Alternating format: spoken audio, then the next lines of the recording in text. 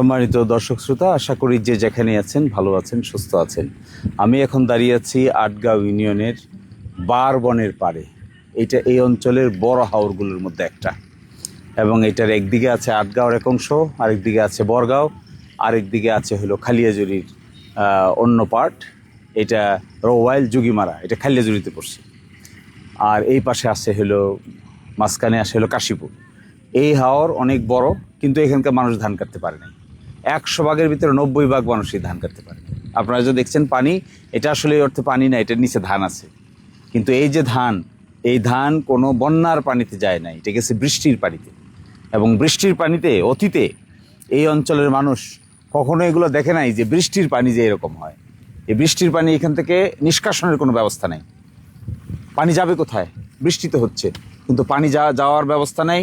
পানি যে এখান থেকে চতুর্দিকে বাঁধ দিছে, কিন্তু বাঁধ দেওয়ার পরে পানিটা যাওয়ার একটা ব্যবস্থা করতে হবে। তা না হলে বছরের পর বছর এরকম হবে।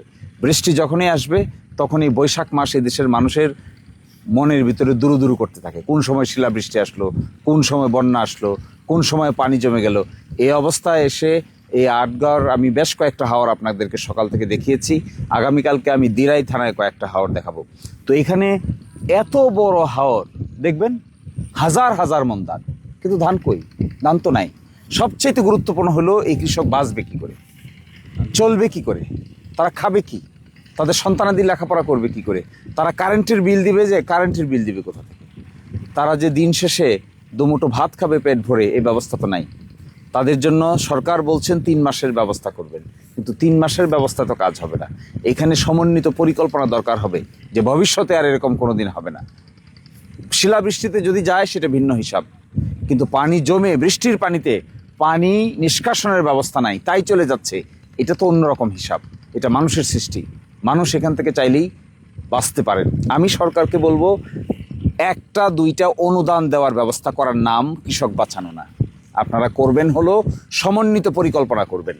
এটা খালিয়াজুরির এক অংশ আছে, এখানে আজমিরিগঞ্জের এক অংশ আছে, এখানে দিরাইয়ের এক অংশ আছে, সাল্লার এক অংশ আছে, তার সাথে জামালগঞ্জের এক অংশ আছে, মধ্যনগরের এক অংশ আছে, এবং কিশোরগঞ্জ জেলার নেত্রকোনা একদিকে, কিশোরগঞ্জ আছে, তারপর হবিগঞ্জ আছে, সুনামগঞ্জ আছে, আর সিলেটের নিম্নাঞ্চল আছে। এই পুরোটাকে নিয়ে সমন্বিত পরিকল্পনা করতে হবে যদি কৃষক বাঁচাইতে হয়। আর ভবিষ্যতে এখানকার ধানেই কিন্তু বাংলাদেশের মানুষের বেশ কয়েক মাসের খাবারের চাহিদা পূরণ হয়। তাহলে সেই ধান উৎপাদন যদি বন্ধ হয়, কি করে চলবে এই বাংলাদেশের মানুষ? এই জন্য আপনাদের কাজ হবে সমন্বিত পরিকল্পনা করা, বড় করে পরিকল্পনা না, মেগা পরিকল্পনা। এইভাবে নয়, এই পরিকল্পনায় বাঁচানো যাবে না। আশা করি আপনারা সরকারিভাবে মন্ত্রণালয় থেকে লোক পাঠিয়ে সার্ভে করবেন, পরিবেশগত সার্ভে করে একটা রিপোর্ট প্রিপেয়ার করবেন। রিপোর্ট প্রিপেয়ার করে আগামী বছরের এই পিআইসি বাঁধ বন্ধ করবেন। এই বাঁধ যদি চতুর্দিকে দেন, তাহলে পানি নিষ্কাশনের ব্যবস্থা থাকবে না। বাঁধ আপনাকে পরিকল্পিতভাবে দিতে হবে, আবার পানি যেন যায় তারও ব্যবস্থা রাখতে হবে। আর না হলে বৃষ্টি হবে আর ধান তলাবে। আর এগুলো সবগুলোর নাব্যতা কমে গেছে। নদীতে পানি কম ধরে, কারণ নদী খনন নাই। হাওরে পানি কম ধরে, কারণ বিল খনন নাই। ডুবাগুলোতে পানি কমে গেছে, কারণ এখানে পানি ধরার ব্যবস্থা নাই। সব কিছু আস্তে আস্তে আস্তে উঁচু হয়ে যাচ্ছে, ভরাট হয়ে যাচ্ছে।